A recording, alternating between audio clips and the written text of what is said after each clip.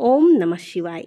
नमस्कार दोस्तों, स्वागत है आप सभी का आपके अपने यूट्यूब चैनल खुशहाल ज़िंदगी में। दोस्तों, सभी शिव भक्तों की इंतज़ार की घड़ी अब समाप्त होने वाली है, क्योंकि श्रावण का महीना 11 जुलाई से आरंभ हो रहा है। श्रावण के महीने में किए गए पूजा पाठ, जप तप इत्यादि से महादेव अत्यंत शीघ्र प्रसन्न होते हैं। और श्रावण का महीना केवल महादेव का महीना नहीं, बल्कि माता पार्वती का भी महीना होता है। तभी तो श्रावण के सोमवार में जहाँ एक तरफ भगवान शिव की पूजा की जाती है, वहीं मंगलवार को मंगला गौरी की पूजा अर्चना करने का विधान है। सुहागिन महिलाएं इस दिन मंगला गौरी का व्रत रखकर सुहाग की कामना करती हैं। तो इसीलिए आज के वीडियो में मैं आपके साथ कुछ विशेष बातें शेयर करने वाली हूँ, जिससे आप माता पार्वती और भगवान शिव दोनों को श्रावण के महीने में प्रसन्न कर सकते हैं। यदि आप भगवान शिव को प्रसन्न करना चाहते हैं तो आप माता पार्वती को प्रसन्न करें। जब माता प्रसन्न हो जाती हैं तो पिता का आशीर्वाद तो ऐसे ही प्राप्त हो जाता है। तो महिलाएं श्रावण के महीने में ऐसा क्या करें जिससे आप भगवान शिव और माता पार्वती दोनों को एक साथ प्रसन्न कर सकते हैं। यदि आप व्रत नहीं करते तो भी कुछ ऐसे कार्य हैं जिन्हें करके आप भगवान शिव और माता पार्वती का आशीर्वाद प्राप्त कर सकते हैं। सबसे पहली बात, जो सुहागिन महिलाएं हैं, क्योंकि श्रावण का महीना है और श्रावण के महीने में हर सुहागिन महिलाओं की कलाई में आपको हरी चूड़ियाँ देखने को मिलेंगी।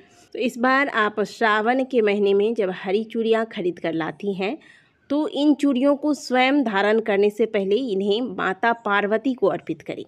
माता पार्वती की जिस भी स्वरूप में आप पूजा करती हैं, चाहे आप माता दुर्गा के स्वरूप में या गौरी के रूप में पूजन करते हैं, जिस भी स्वरूप में पूजन करते हैं उनके सामने यह चूड़ियाँ अर्पित करें। माता को चढ़ाने के बाद स्वयं प्रसाद स्वरूप में श्रावण के पहले दिन इस चूड़ी को धारण करें। ऐसा करने से सुहाग में वृद्धि होती है और माता पार्वती की कृपा प्राप्त होती है। तो ये कार्य सबसे पहला कार्य, क्योंकि श्रावण के महीने में तो हम सभी हरी चूड़ियाँ धारण करते हैं, लेकिन इस बार आप जब हरी चूड़ियाँ धारण करें तो ये कार्य अवश्य कर लीजिएगा। इसके अलावा श्रावण के महीने में सुहाग की चीज़ों का दान करना भी बहुत उत्तम माना गया है। तो श्रावण के महीने में आप हरी चूड़ियों के साथ साथ हरे रंग का वस्त्र, यानी कि साड़ी, या फिर जिसे भी आप दान कर रहे हैं, अगर वो सलवार सूट वगैरह पहनते हैं, उस अनुसार जैसा आपको ठीक लगे आप दान करें। किन्हें दान करेंगे? तो किसी सुहागिन ब्राह्मणी को, या फिर यदि आप किन्नर को दान करते हैं तो ये और भी उत्तम आपके लिए होगा। किन्नर को यदि आप दान करते हैं, आपके दान से किन्नर प्रसन्न होते हैं, तो आप समझिए कि आप पर माता लक्ष्मी की कृपा हो जाएगी।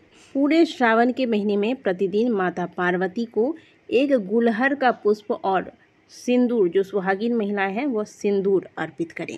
इसके अलावा श्रावण के महीने में जितनी भी सुहागिन महिलाएं हैं उन्हें सिंदूर, बिछिया, पायल, चूड़ी, मंगलसूत्र, कान के झुमके, अंगूठी, ये सारी चीज़ें धारण करके रखनी चाहिए। ये हमारे सुहाग के प्रतीक होते हैं और इन चीज़ों को धारण करके माता पार्वती भगवान शिव की पूजा अर्चना करने से सुहाग में वृद्धि होती है। माता पार्वती के आशीर्वाद से अखंड सौभाग्य का आशीर्वाद प्राप्त होता है।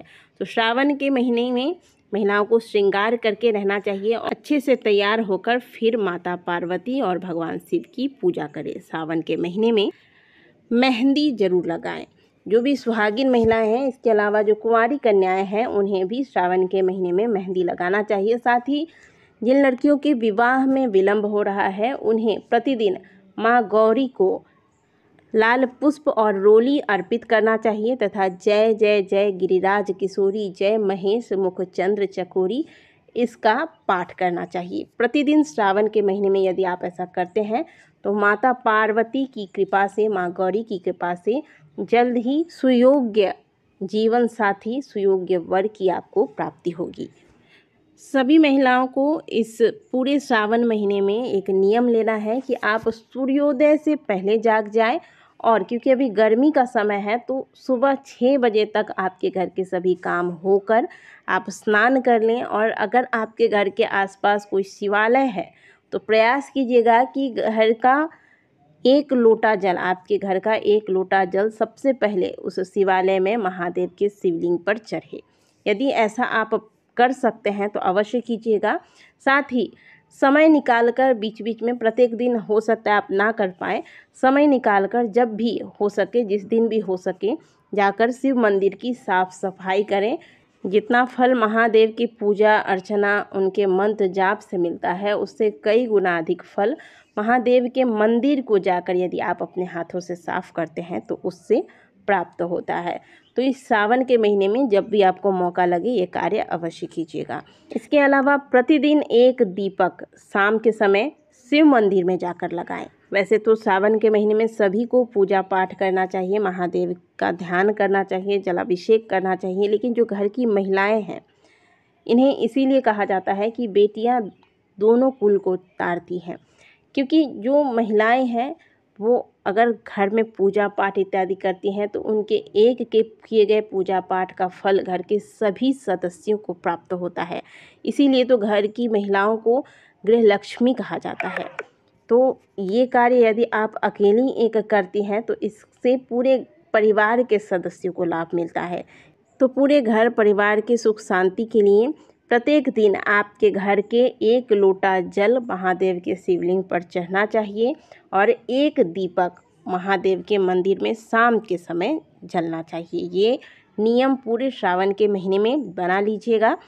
महादेव की कृपा से आपके घर में, आपके परिवार में सदैव सुख शांति बनी रहेगी। महादेव की कृपा से आपका घर परिवार खिलखिलाता रहेगा। तो आशा करते हैं कि आज की दी गई जानकारी आपको अच्छी लगी होगी। वीडियो अगर आपको अच्छी लगी है तो वीडियो को लाइक ज़रूर कीजिएगा। मिलते हैं आपसे अगले वीडियो में, तब तक के लिए ओम नमः शिवाय, हर हर महादेव।